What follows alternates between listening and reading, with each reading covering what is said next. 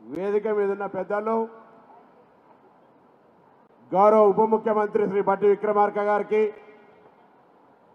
ఇందిరా మహిళా శక్తికి సంబంధించిన శాఖ మంత్రి సోదరిమణి సీతక్క గారికి, గౌరవనీయ మరొక మంత్రి కార్మిక గనులు భూగర్భ శాఖ డాక్టర్ వివేక్ గారికి, నగర ప్రథమ పౌరురాలు సోదరి మేయర్ విజయలక్ష్మి గారికి, గౌరవ ఎమ్మెల్సీలకు, కార్పొరేషన్ చైర్మన్లకు, ఈ ప్రాంత నాయకులకు, ఇక్కడికి ఇచ్చేసినటువంటి అక్కా చెల్లెలందరికీ కూడా పేరు పేరున హృదయపూర్వకంగా నమస్కారాలు తెలియజేస్తా ఉన్నాను.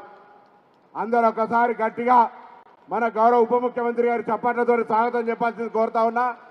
ఎందుకంటే ఈ రాష్ట్రంలో వారు ఆర్థిక శాఖ మంత్రిగా గౌరవ ముఖ్యమంత్రి రేవంత్ రెడ్డి గారి నాయకత్వంలో మహిళా శిశు సంక్షేమ శాఖ మంత్రి సీతక్క గారితో కలిసి ఈ రాష్ట్రంలో ఒక విప్లవాత్మకమైన నిర్ణయాల ద్వారా మహిళలకు న్యాయం చేసేటువంటి ఒక దీక్ష బోని ఈ 5 సంవత్సరాల కాలంలో 1 కోటి మంది మహిళలను కోటీశ్వరులు చేయాలనే సంకల్పం తీసుకొని ఆ దిశలో కార్యాచరణ తీసుకుపోయి భాగంగా ఈరోజు హైదరాబాద్లో ఉన్నటువంటి 31,000 మహిళా సంఘాల్లో పావలా వడ్డీ గత 10 సంవత్సరాలుగా రాలే ఆ పావలా వడ్డీనిచ్చే కార్యక్రమాన్ని ఈరోజు ఇక్కడ ప్రారంభిస్తున్నటువంటి గౌరవ ఉప ముఖ్యమంత్రి గారికి వేదిక మీద పెద్దలందరూ కూడా ధన్యవాదాలు తెలియజేస్తా ఉన్నా.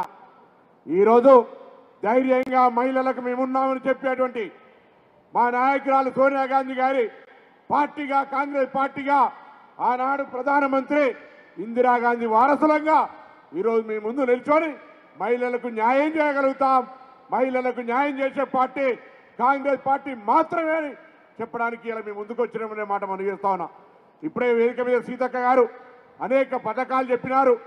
ఇలా మీరు చూస్తా ఉన్నారు ప్రత్యక్షంగా 10 సంవత్సరాలుగా కొత్తగా పెళ్ళైనా లేదా కుటుంబ సభ్యులు పెరిగినా రేషన్ కార్డు రానటువంటి పరిస్థితుల్లో ఈ యొక్క నియోజకవర్గంలోనే 41,000 మందికి లబ్ధి జరిగే విధంగా కొత్త రేషన్ కార్డులతో పాటుగా 6 కిలోల సన్న బియ్యాన్ని ఇచ్చే కార్యక్రమం తీసుకున్నాం.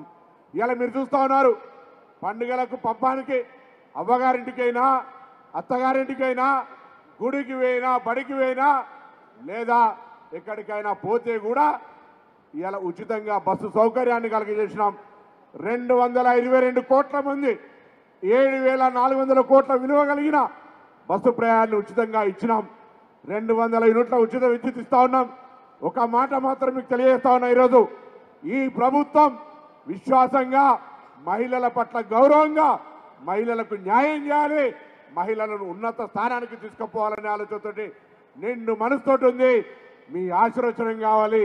మీ ఆశీర్వచనం మా ప్రభుత్వానికి కొండంత బలంగా ఇంకా మీ పట్ల సానుకూల నిర్ణయాలు తీసుకోవడానికి ఉండాలని కోరుకుంటూ మీ అందరికీ మరొక్కసారి హృదయపూర్వకంగా అభినందనలు, ధన్యవాదాలు తెలియజేస్తూ గౌరవ ఉప ముఖ్యమంత్రి పెద్దలు బట్టి విక్రమ